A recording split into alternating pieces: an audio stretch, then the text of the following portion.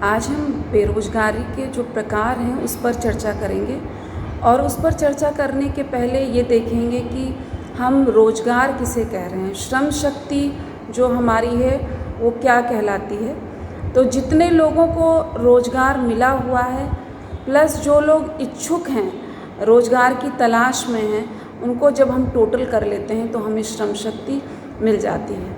इसमें जो आयु वर्ग है वो है 15 साल से 65 साल की आयु वर्ग के बीच के लोग जो रोज़गार में हैं और जो रोज़गार की तलाश में हैं। ये कहीं किसी भी देश की कुल श्रम शक्ति को दिखाता है।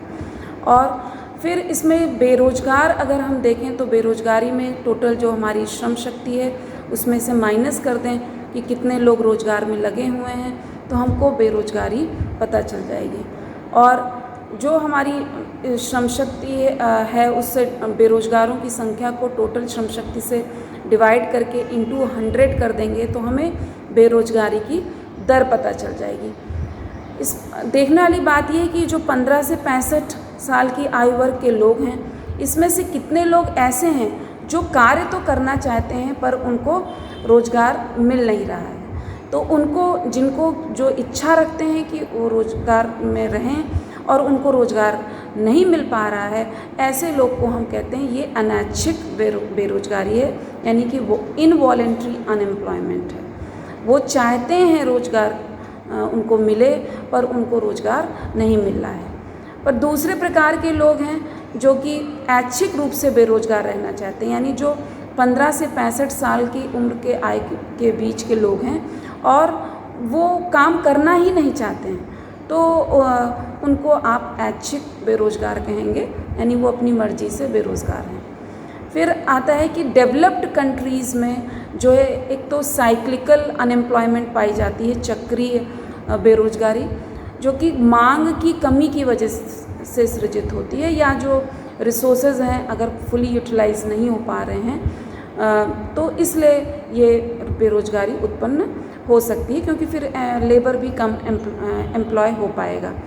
और तो इसको हम चक्रीय कहते हैं, या कोई परमानेंट नहीं है। जैसे मान लीजिए मंदी की सिचुएशन है तो रोज़गार कम मिला है और कल कोई इकॉनमी रिकवर कर जाए, बूम कंडीशंस में आ जाए तो उन सबको रोज़गार मिल जाएगा। और जैसे ही मांग बढ़ जाएगी, क्योंकि मांग पे आधारित है, तो मांग अगर बढ़ जाती है तो उससे भी बेरोज़गारी दूर हो जाएगी, क्योंकि ज़्यादा से ज़्यादा लोगों को उत्पादन होगा, ज़्यादा से ज़्यादा लोगों को रोज़गार मिलेगा।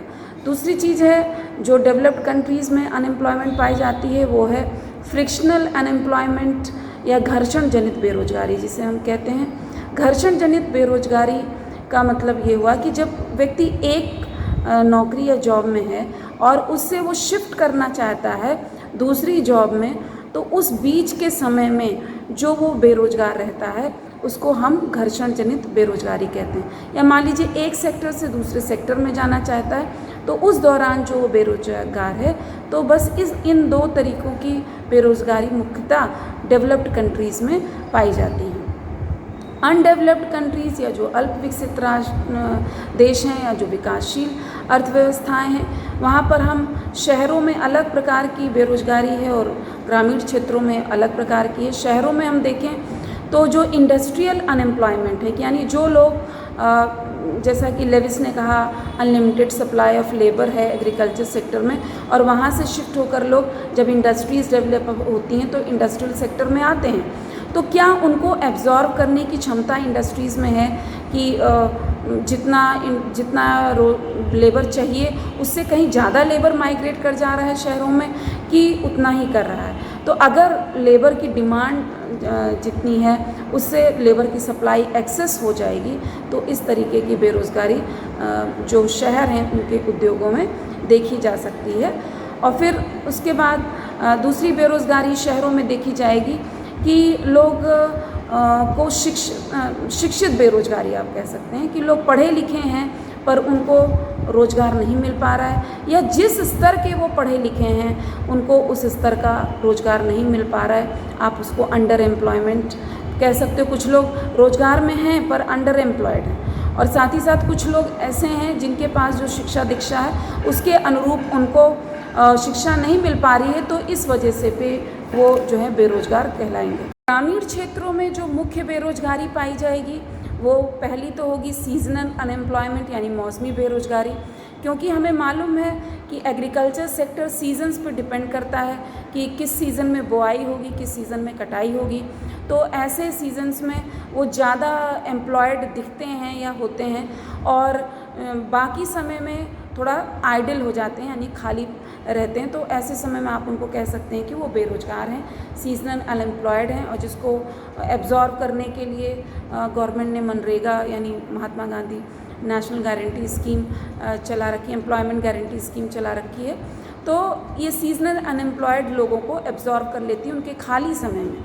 ऐसा नहीं कि वो पूरे साल भर अनएम्प्लॉयड हैं, पर कुछ कुछ सीजन्स में वो अनएम्प्लॉयड हमको दिखते हैं। तो मौसमी बेरोज़गारी भी ग्रामीण क्षेत्रों का परिदृश्य है। और फिर प्रच्छन्न बेरोज़गारी या अदृश्य बेरोज़गारी या जिसको हम डिस्गाइज्ड अनएम्प्लॉयमेंट कहते हैं, ये भी ग्रामीण क्षेत्रों में अधिक पाई जाती है, जिसमें कि हमें लगता तो है कि खेतों पर बहुत लोग काम कर रहे हैं और इतने लोगों की आवश्यकता है, पर हकीकत में ये है कि अगर उसमें से कुछ लोग हटा लिए जाएं और अगर उत्पादन पर कोई प्रभाव ना पड़े, इसका मतलब जिन लोगों को हटाया गया वो प्रच्छन्न रूप से बेरोजगार ही थे, अदृश्य रूप से बेरोजगार थे। उनकी मार्जिनल प्रोडक्टिविटी जो है वो शून्य है, यानी कि जो उनकी सीमांत उत्पादकता है वो 0 या शून्य है। तो वो कोई ऐसा फ्रूटफुल अपना योगदान उसमें नहीं दे रहे थे। ये इससे ये लगता है कि उनको किसी और एम्प्लॉयमेंट में हमको एब्जॉर्ब कर लेना चाहिए। कहीं पे हो सकता है एग्रीकल्चर सेक्टर में ही आप नॉन फार्म एम्प्लॉयमेंट प्रोवाइड करें या फिर उनको इंडस्ट्रीज़, शहरों की जो इंडस्ट्रीज़ में वहाँ भी वो मूव कर सकते हैं। तो इस तरीके से ये डिफरेंट अंडर डेवलप्ड कंट्रीज़ में और डेवलप्ड कंट्रीज़ में किस प्रकार से बेरोज़गारी पाई जा सकती है, उसका प्रकार का हमने अभी आज वर्णन किया।